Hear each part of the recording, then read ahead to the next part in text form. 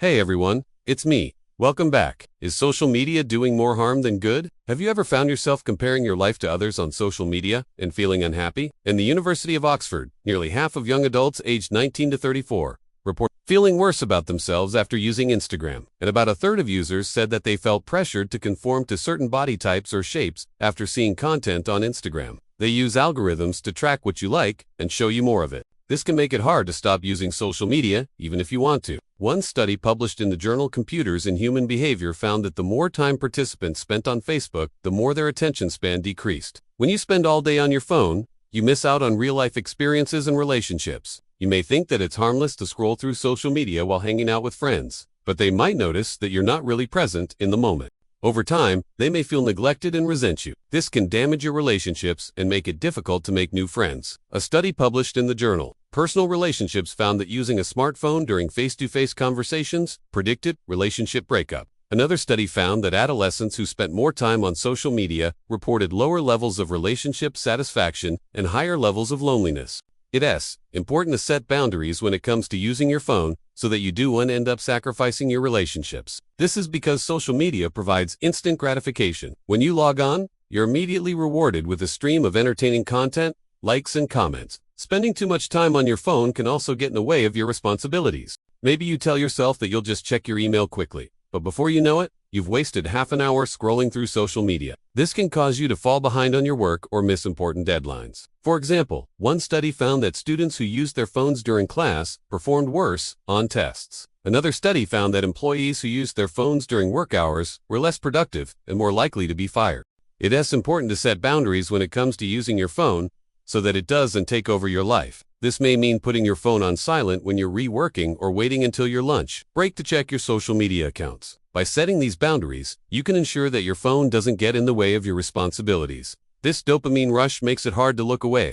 It can lead to unrealistic expectations and comparisons, addiction, cyberbullying, sleep deprivation, and neglecting relationships. Setting boundaries and being mindful of your phone usage can help you avoid these negative consequences and ensure that your phone doesn't take over your life. It's important to take a break from your phone every now and then and engage in activities that bring you joy and fulfillment. What are some of the ways that you use your phone? Do you think it's taking over your life? Let us know in the comments below. If you found this video helpful, be sure to like, subscribe, and share this video with those who might benefit from it. And don't forget to hit the notification bell icon to get notified whenever a new video is posted. The references and studies used in this video are added in the description below. Thanks so much for watching, and we'll see you in our next video. In fact, another study published in the journal PNAS found that the more addictive a mobile game was, the more players experienced negative consequences such as neglecting their relationships, work, or school.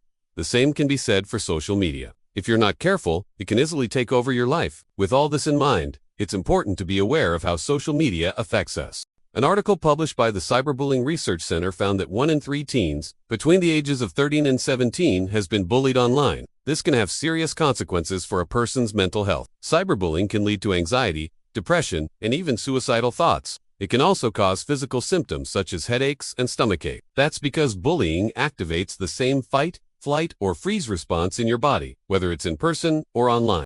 One study published in the journal Child Abuse and Neglect found that cyberbullying was associated with increased levels of depression and anxiety in adolescents. It can also cause them to experience feelings of loneliness, isolation, and hopelessness. So here are 6 reasons why you should reduce your screen time. Let's dive right in. Are you guilty of scrolling through your phone right before bed? You're not alone. Many people use their phones as a way to wind down and relax after a long day. But this can actually do more harm than good. The blue light emitted from your phone screen can interfere with your sleep-wake cycle, making it harder to fall asleep. In fact, one study published in the journal Current Biology found that exposure to blue light at night suppressed melatonin production and shifted the timing of the sleep-wake cycle. This can lead to sleep deprivation, which is associated with a host of negative consequences, such as impaired cognitive performance, mood disorders, and a weakened immune system. To avoid this, it's important to put your phone away across the room and stick to a consistent sleep schedule. Or maybe you feel like you're spending way too much time on your phone, and it's getting in the way of your responsibilities.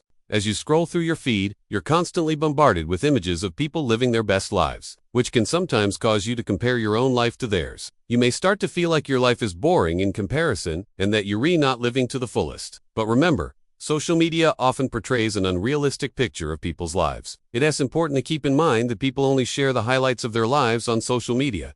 and not the everyday mundane moments. This can create unrealistic expectations and make you feel like your life is falling short. One study published in the Journal of Experimental Psychology found that exposure to Instagram pictures of attractive people led to increased feelings of loneliness and depression among young women. Another study conducted by the University of Manchester found that young men who spent more time on Facebook were more likely to suffer from body image issues and low.